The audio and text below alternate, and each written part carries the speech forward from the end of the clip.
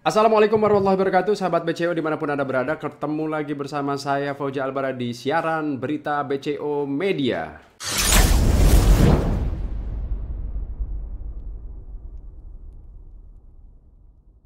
Kita masih tetap membahas tentang COVID-19 yang sampai saat ini belum berakhir dan justru semakin merebak.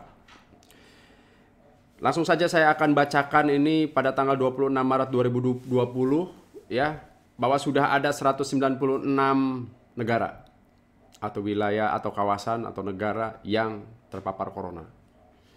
Di mana kasus terkonfirmasi itu ada 416.686 dan yang meninggal itu sudah 18.589 sedunia ya. Kemudian di Indonesia ini peningkatannya cukup signifikan. Kalau kemarin itu tanggal 25 Maret itu sekitar 790-an dan sekarang sudah 893. Itu artinya berarti ada peningkatan 100 lagi nih tiap hari.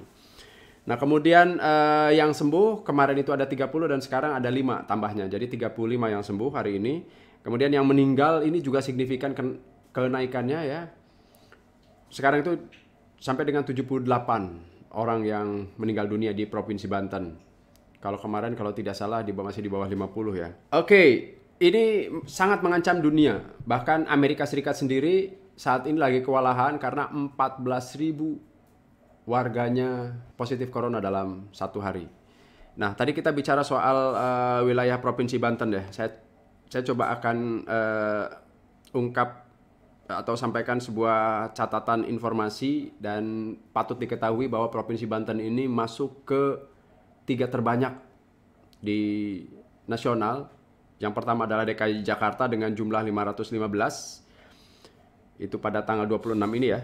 Kemudian Jawa Barat 78, yang ketiga Banten 67, Jawa Timur 59 kasus, dan Jawa Tengah 40 kasus.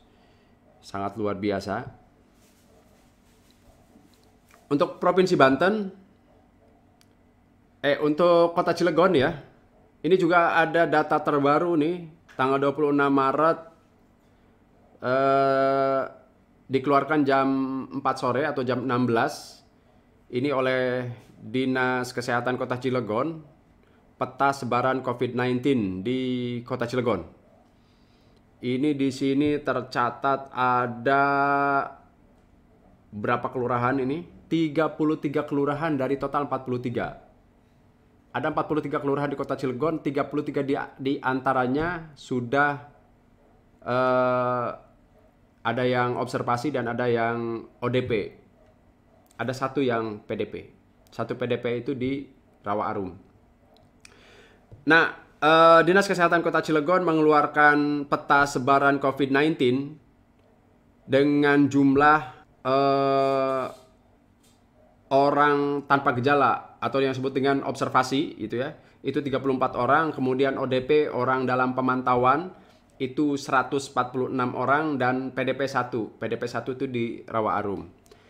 Kami informasikan bahwa pada hari ini atau dari hari kemarin dan hari ini itu ada 2 PDP yang dirujuk. Yang pertama ada bayi usia 6 bulan itu dari Anyer, dirujuk ke RSUD Cilegon. Ketika setelah diperiksa dan di observasi itu PDP dan dirujuk lagi ke RSDP, Rumah Sakit Derajat Prawira Negara. Pun dengan yang di Rawa Arum ya. Yang di Rawa Arum juga ada, di sini tercatat ada 1 PDP dan sudah di dalam penanganan tim medis. Ini adalah peta sebaran di wilayah Kota Cilegon. Ada juga yang tanya ke via Instagram, kemudian via WA dan via inbox Facebook BCO. Pertanyaannya banyak yang menyangkut dengan COVID-19 ini. Yang pertama, di mana kita bisa dapatkan masker? Oke, saya jawab bahwa masker sekarang ya sulit ditemukan. Karena yang pertama dibutuhkan seluruh dunia. Oke, itu yang pertama. Yang kedua, prioritas yang menggunakan masker itu adalah para perawat karena dia berhubungan langsung dengan orang yang sakit dan orang yang sakit itu sendiri. Nah, para perawat sendiri atau tim medis sendiri itu kekurangan. hampir semua RSUD, bahkan bukan RSUD rujukan seperti RSDP dan RSUD Kabupaten Tangerang ya, dan RSUD Banten dan Rumah Sakit Provinsi Banten, itu sekarang sudah melakukan, ada yang melakukan penggalangan dana untuk memenuhi kebutuhan di rumah sakit itu gitu. Seperti misalkan di Rumah Sakit Kota Cilegon juga sama. Untuk apa namanya kayak hazmat gitu ya, kemudian head capnya, sarung tangannya itu seadanya. Bahkan untuk ini sampai pakai plastik gitu ya, pakai plastik hujan itu, jas hujan tapi dari plastik yang harganya sangat murah. Padahal itu ya tidak standar gitu. Itulah kemudian yang kita patut prihatin dengan kondisi ini dan berharap ini segera berlalu. Kasihan juga nih para medis ini. Hindarilah untuk kita mengolok-olok para medis. Mereka sudah berupaya sekuat tenaga mengorbankan diri mereka, keluarga mereka, bahkan mungkin jiwa mereka. Karena apa? Karena kalau sekarang tidak ada tim medis, ya mau seperti apa kita? Tim medis sekarang ini sedang berupaya untuk apa? Melakukan upaya-upaya namanya kuratif atau penyembuhan gitu. Upaya-upaya penyembuhan terhadap yang terpapar. Nah, seharusnya kita nih, masyarakat yang belum perlu ya, atau yang tidak terkena penyakit, nggak usah lah nanyain masker. Kalaupun ada, disumbangkan sajalah ke tim medis gitu. Karena memang dibutuhkan. Bukan karena pemerintah nggak punya uang, tapi susah nyarinya. Karena dibutuhkan oleh seluruh dunia. Kira-kira itu ya. Itu pertanyaan pertama. Pertanyaan kedua ada lagi yang nanya nih. Kalau kita ingin tes COVID-19, itu di mana? Oke, kita akan jawab. Ini berdasarkan hasil informasi yang kita terima dari pihak terkait berwenang dan bisa dipercaya. Yang pertama, jika Anda ingin dites COVID-19 atau Anda COVID-19 atau tidak, Anda harus masuk dulu dalam yang pertama ODP atau Anda PDP. Itu dulu. Anda menjadi orang dalam pantauan atau Anda menjadi pasien dalam pengawasan. Jika Anda ingin melakukan tes, ya, ingin melakukan tes apakah Anda positif COVID-19 atau tidak, itu kalau belum masuk di ODP dan PDP, ya berarti Anda harus melakukan tes swab mandiri gitu. Seperti misalnya yang dilakukan oleh para pejabat di Karawang. Ada 14 yang melakukan tes swab mandiri, 5 diantaranya itu positif COVID-19 termasuk Bupati Karawang gitu. Ya seperti itu. Jadi kalau misalkan Anda ingin tes, pemerintah udah nggak bisa. Karena pasti yang akan diprioritaskan itu adalah yang ODP dan PDP. Dan kemudian banyak lagi informasi yang masuk ke kita. Ada di sebuah tempat, saya tidak mau sebutkan namanya, itu ada kendaraan ambulan. Di situ tulisannya Dinas Kesehatan Kota Cilegon. Turun gitu, sebuah foto, turun, kemudian dia menggunakan alat pelindung diri gitu. Si tim medisnya itu menggunakan alat pelindung diri. Oke, yang pertama perlu dipahami, kondisi saat ini di rumah sakit, apapun jenis penyakitnya, masuk ke UGD, misalnya ini, tim UGD itu pasti dilengkapi dengan alat pelindung diri. Karena apa? Karena dalam masa pemeriksaan, dia kan tidak tahu ini kondisinya seperti apa. Apakah penyakit biasa atau COVID-19 gitu. Nah, untuk kehati-hatian semuanya diberlakukan sama untuk kemudian bisa diketahui, oh ini penyakit biasa, oh ini PDP, oh ini ODP, atau misalkan untuk COVID-19. Nah, untuk COVID-19 itu bisa diketahui hanya dengan melalui tes swab itu.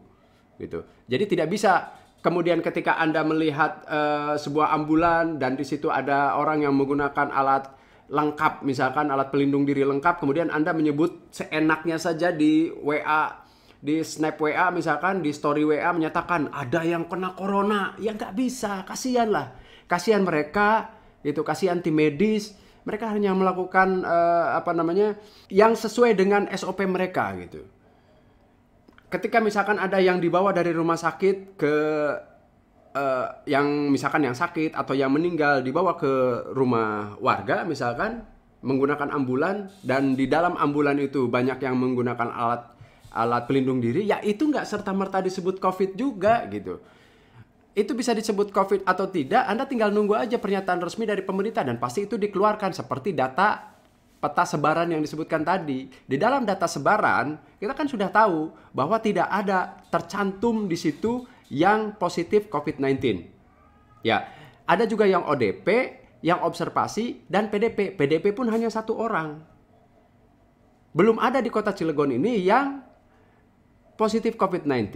Jadi maaf ini semuanya sahabat BCO, ini agak tegas menyampaikannya karena memang prihatin ya dengan kondisi masyarakat yang asal menyebarkan informasi kemudian yang membuat kepanikan warga. Ini kasihan kepada keluarga yang dia meninggal misalkan di rumah sakit tapi bukan karena gejala COVID-19, kemudian Anda foto dan di screenshot, kemudian masukkan di story, masukkan di Instagram, Anda menyebutnya di situ karena corona. Enggak.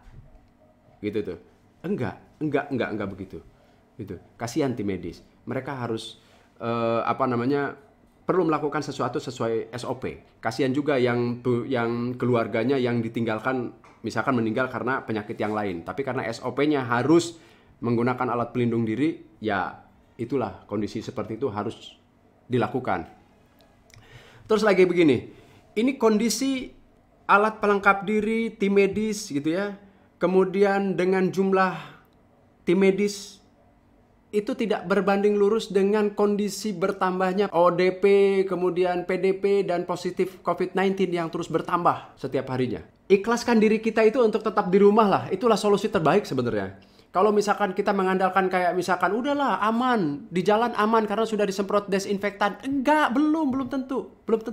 Belum tentu berdasarkan hasil obrolan saya dengan tim medis itu ya yang mengerti soal itu, desinfektan itu hanya paling tidak secara psikologis kita meyakini bahwa itu sudah bersih, sudah sehat gitu. Ya kita nggak tahu yang disemprot di mana, kemudian yang virusnya ada di mana, kita kan nggak tahu. Apakah itu merata, kan kita nggak tahu. Yang perlu dilakukan adalah cuci tangan, setiap dari mana saja cuci tangan, dan cukup pakai sabun, tidak perlu juga harus ada hand sanitizer, kalau hand sanitizer itu juga susah ditemukannya. Begitu.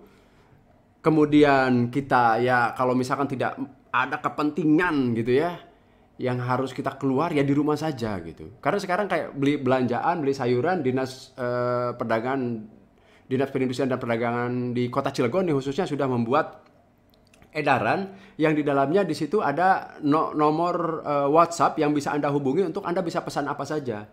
Kemudian nanti diantar. Kemudian ada juga misalkan Anda perlu makan apa aja ya Gojek sudah ada. Dan kita tahu bahwa sekarang ini sudah mulai ada ketegasan dari pihak yang berwajib, terutama setelah ada maklumat dari Pak Kapolri. Ada yang hajatan diingatkan, dibubarkan. Atau yang mau hajatan diingatkan untuk tidak dilanjutkan. Itu adalah kehati-hatian. Bahkan di daerah lain itu ada yang kumpul-kumpul di warteg gitu ya, lebih dari 10 orang itu dibubarkan gitu. Dibubarkan. Termasuk yang di tongkrongan, yang di jalan raya. Nah, hal-hal itu yang perlu kita pahami gitu loh. Jangan sampai kita nanya lagi, kok pemerintah nggak ngeluarin edaran, kok pemerintah nggak seperti pertanyaan banyak masuk ke BCO itu ya seperti itu. Pemerintah kok Kota Cilegon kok diam aja, daerah lain sudah mengeluarkan edaran. Wow gitu. Udah nggak perlu lagi mikir itu karena ini sudah kasus global gitu. Ini sudah kasus global, ini sudah kasus nasional, dan ini sudah seluruh dunia membicarakan soal ini. Jadi kalau misalkan Anda belum mengerti, aneh gitu rasanya. Karena akan lewat gitu di Instagram lewat, di media sosial seperti Facebook juga lewat, di YouTube mungkin Anda kalau suka nonton YouTube itu lewat juga, di media online juga banyak gitu.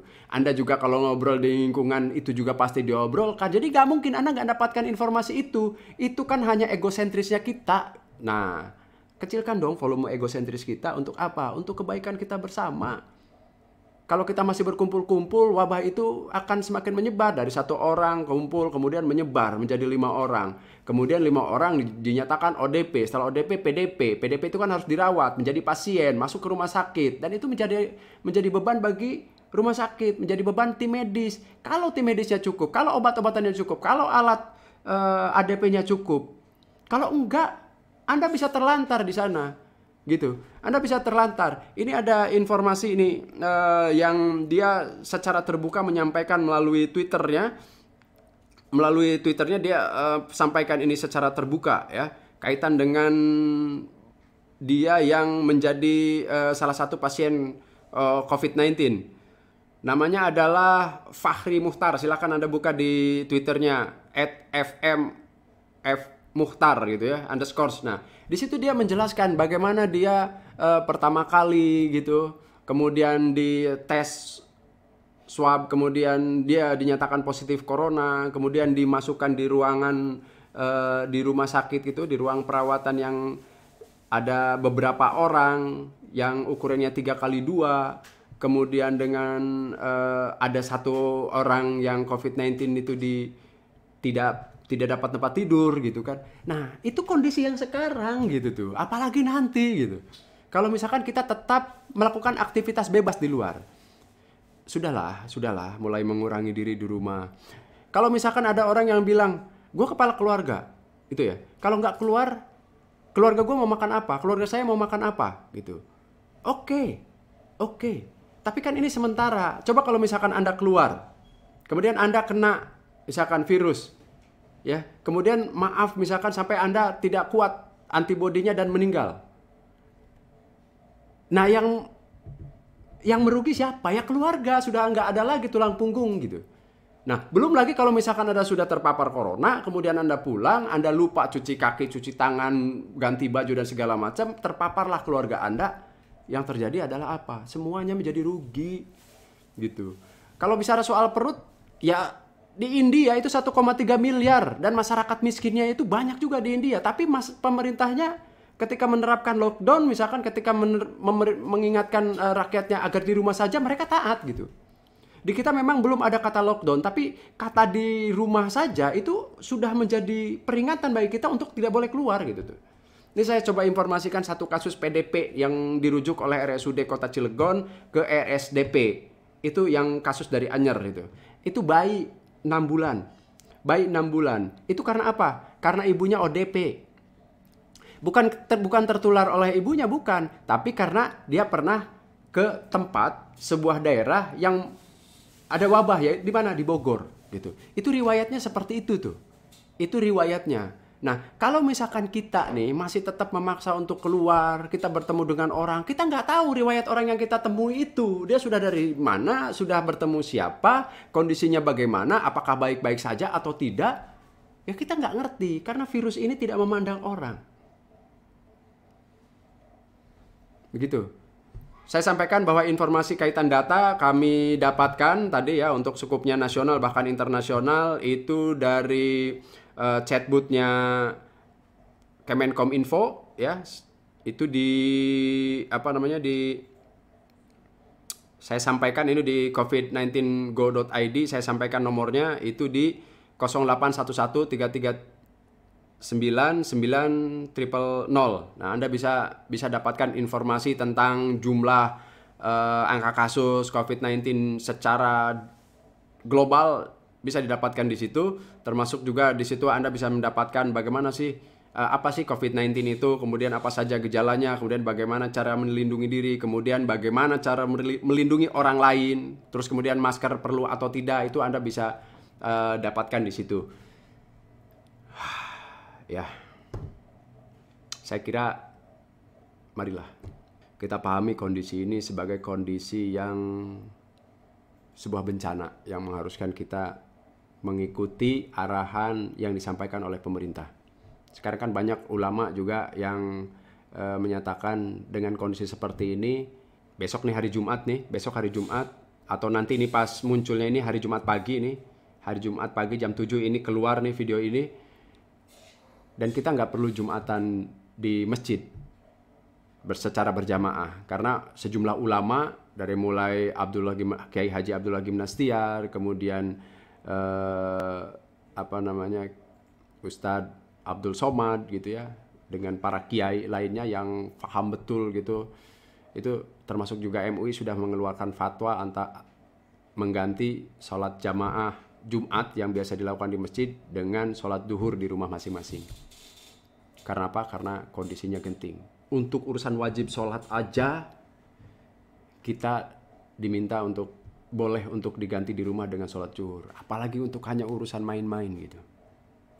Saya Fauzi Albara, kita akan kembali lagi di siaran berita BCO selanjutnya. Assalamualaikum warahmatullahi wabarakatuh. Sehat untuk kita semua.